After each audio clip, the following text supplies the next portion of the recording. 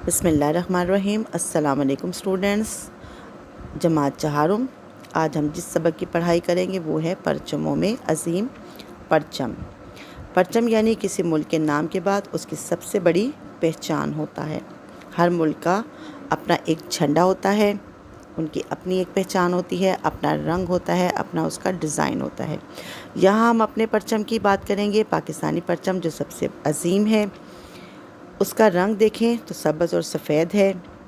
सब्ज़ रंग जो है उस हज़रत मोहम्मद सल्लल्लाहु अलैहि वसल्लम के रोज़े के सब्ज़ रंग से ताल्लुक़ रखता है और मुसलमानों को ज़ाहिर करता है।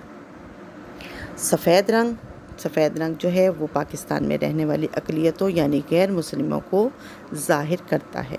इसी तरह इसके अंदर चाँद सितारा बना हुआ है।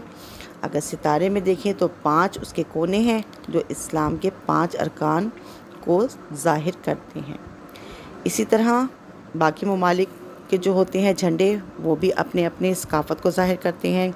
तुर्की, अमेरिका, चीन, कनाडा, यहाँ पे बहुत से झंडे बने हुए हैं। इस सबक में अगर आप पढ़ेंगे तो देखेंगे तो हर मुल्क का अपना एक डिज़ाइन है और अपना एक रंग है। इस सबक में हम अपने झंडे के बारे में यानी कि पाकिस्तानी परचम के बारे में पढ़ेंगे। जब आप इस सबक को पढ़ेंगे तो आपको बहुत सी बातों का इल्म होगा, आपके इल्म में इजाफ़ा भी होगा, आपको और भी बहुत सी बातों का पता चलेगा अपने झंडे के बारे में। अब हम इस सबक की पढ़ाई शुरू करते हैं। मैंने आपको एक पैराग्राफ पढ़ के सुनाना है, आपने मेरे साथ साथ पढ़ना भी है और बाकी सबक को आपने ख़ुद से पढ़ना है ताकि आपको इसकी मारूज़ी और मश्की सवालात हल करने में आसानी हो। सबक की पढ़ाई की तरफ आते हैं।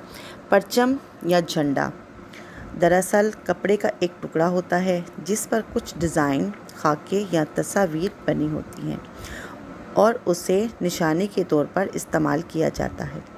कौमी परचम किसी मुल्क के नाम के बाद उसकी सबसे बड़ी पहचान होता है। वो मुल्क दूसरी कौमों की बरादरी में अपने नाम और अपने परचम से पहचाना जाता है। तारीख़ में परचम का सबसे पहले इस्तेमाल 2000 साल पहले चीन और यूरोप में रूमी दौर में मिलता है। किसी परचम का रंग और उसका डिज़ाइन मुंतखब करते वक्त उस कौम की तारीख़, सकाफ़त या मज़हब को पेश नज़र रखा जाता है।